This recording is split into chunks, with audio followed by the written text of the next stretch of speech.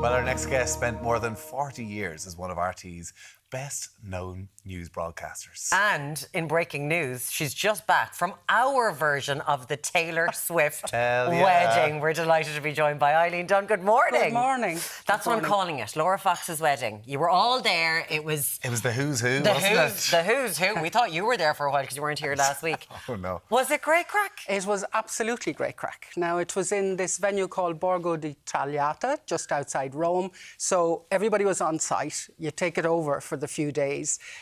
Brian and Laura's attention to detail was bar none, has to be said.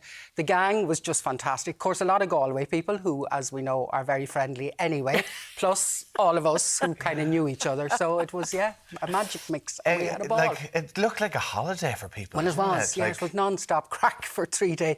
My sister came with me and she left on the Wednesday, and I'm thinking, I'll just go down, I'll just go down for an hour tonight, like I won't stay too long.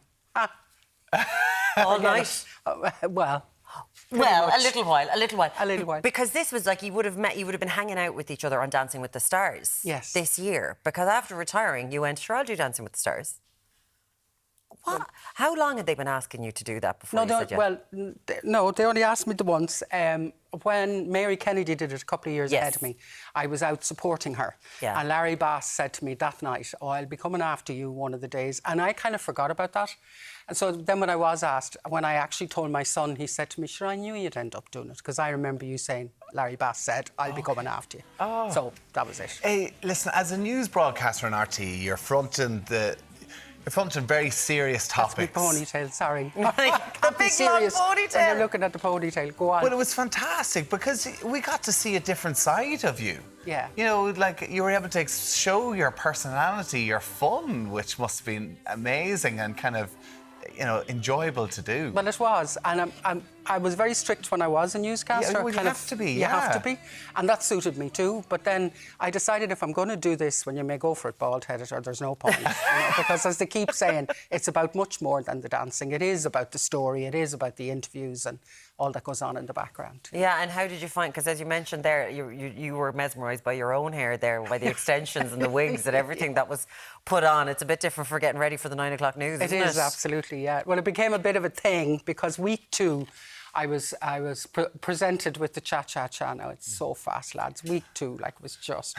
So in the middle of the week, I think it was Arvinus, the young dancer Arvinus, who came up, they kept telling me I was dancing to a J-Lo song, which I had, Let's Get Loud, which I had never even heard before. And they kept telling me, you have to find your inner J-Lo. So it was something about a ponytail. And I said, I wonder, could I get a ponytail? So poor Carol Ann, the hairdresser then, was, get Eileen a ponytail. She's presented with this. My hair is very, very fine. Okay. She was afraid it wouldn't hold, so we decided, OK, we'll try it at the dress rehearsal. And if you tell me no, I'll abide by that. So that was the beginning of a wonderful friendship. So every week then the challenge for her was, what am I going to do with her hair this week? So I think the Mail on Sunday, the last week I was on, which would have been week 7, ran a series of pictures of my hair every week. All right. So it became a thing. It was great. Have you tried to continue it on?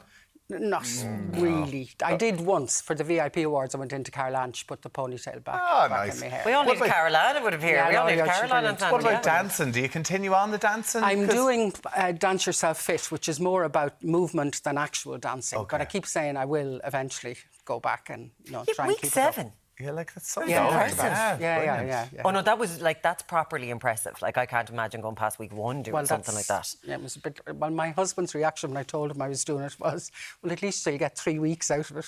Which is 3 weeks before anyone's eliminated. I think he was expecting me home after week 3. Thanks, mate. The vote of confidence.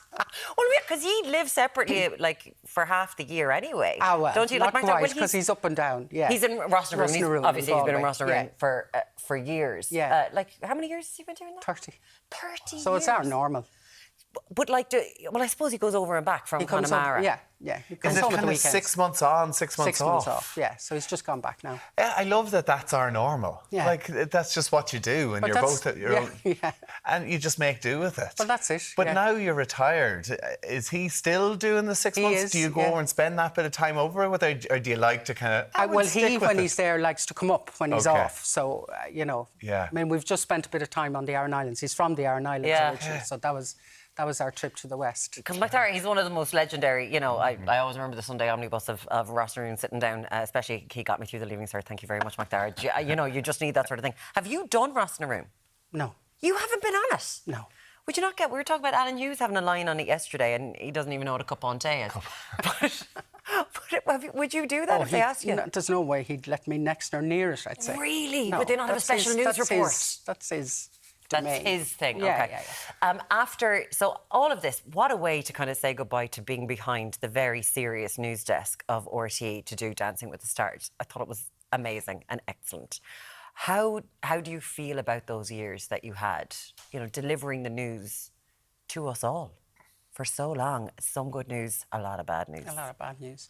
I suppose, I mean, I loved every day of it. Yeah. No 2 days were ever the same. You just didn't know what was going to hit you when you walked in that door. So, and I mean, that buzz of when there's a breaking news story, okay, you know, some of them, obviously, like, you know, you wouldn't want to be there this weekend watching the pictures coming in. But, so we had days like that. And you kind of, when you're in the middle of it, you kind of just keep going. It's only when you go home and you start reflecting on it and maybe look back at the pictures and stuff like that. So, yeah. Incredible. 42 years in that field is quite fantastic. Listen, you've stepped away, but I know you're saying that you're as busy as ever. I know one thing you're involved with is the Kennedy Summer School as well. You're chair of that. What is it about the Kennedy Summer School that's really piqued your interest?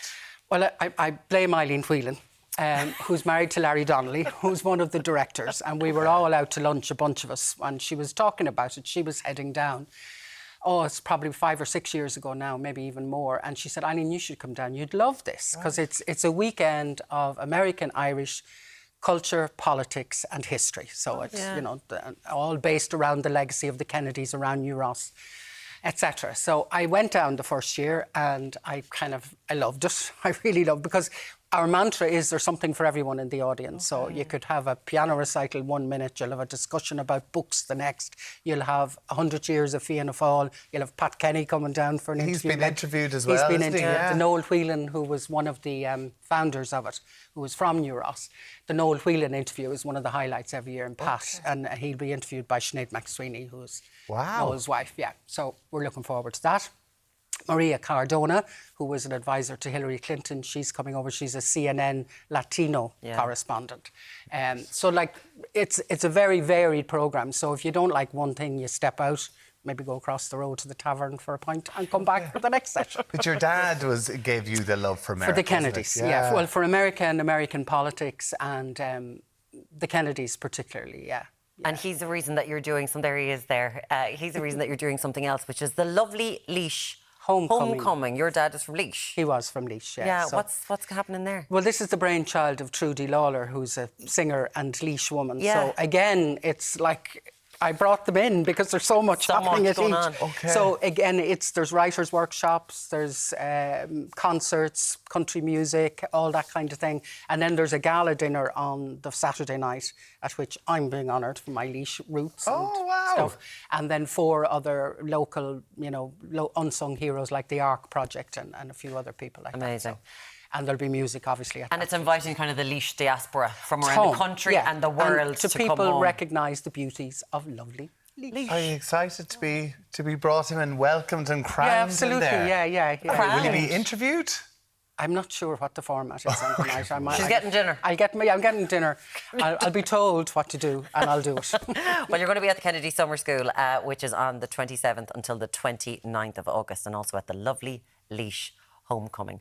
Eileen Dunne, it's been a pleasure chatting with you. Thanks so much for coming in. Even though I'm a retired old lady, I don't get up this early anymore. Oh my God, would you stop? Get She's doing more. that. Mary Kennedy here, she'll be doing more than she was when she was on the news every single day. Thank you. Pleasure to have you. Great to see you as Thank well. you.